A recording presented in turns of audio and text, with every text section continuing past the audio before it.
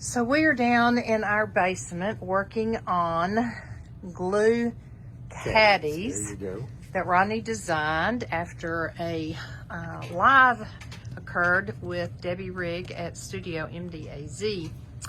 And we have had several people place orders. And so Rodney is going to walk us through the process of how he assembles them.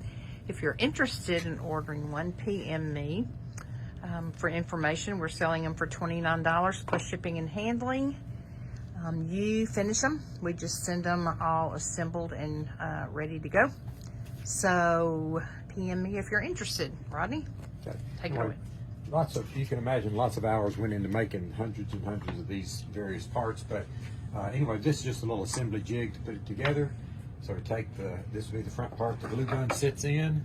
This is the back part the back of the glue gun sits on. It's like that one's a little snug right there. Go with another one. It's nice and tighten the jig. Put a little Elmer's glue.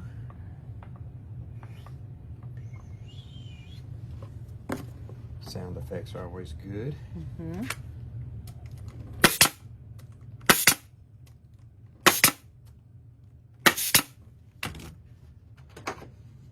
Let's got that. Now there'll be these little boards that fit in here to make the cavities, but that's the next step. So we just stack these up with the others, make another one.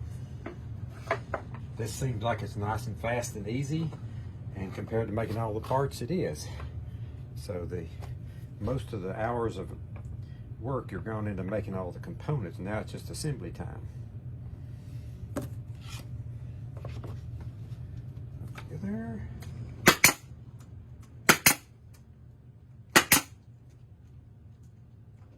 So why don't you show us now how you would put the rest of the pieces in? Well, let's see if we can find something to fit nicely here. Like a good one here. And glue in here. See, lots of glue involved. And when I did one for Debbie, I actually decoupaged napkins on the larger parts, and then I did the Mackenzie Childs inspired black and white checks around the edge. So you can make them as cute, as simple, as elegant as you want. Or just leave them plain. Yeah, or just leave them plain. So your glue gun fits down in the holder. There's a little disc, a tile disc that goes in the front to catch the glue that drips. And then in each of these little containers, you can prop your glue sticks. So it'll hold different size glue guns and different size glue sticks. Okay, let the glue all dry on those. We have a nice little disc.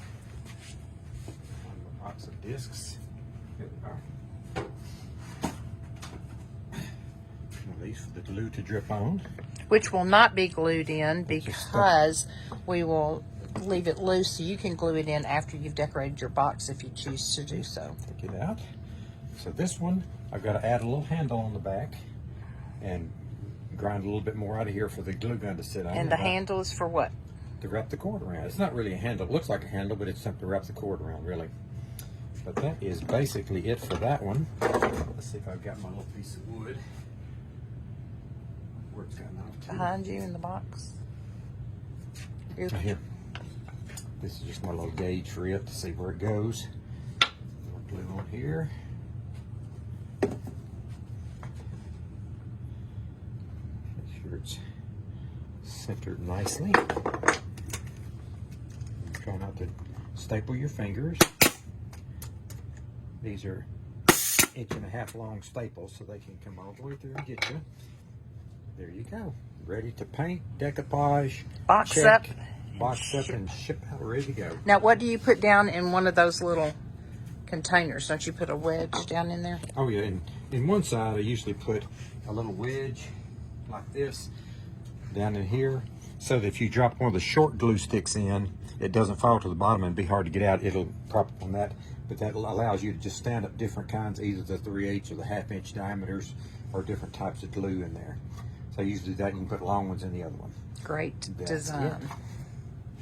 And this is the basement with all of the tools, as you can tell, that he used and I used some of, just to get it all together.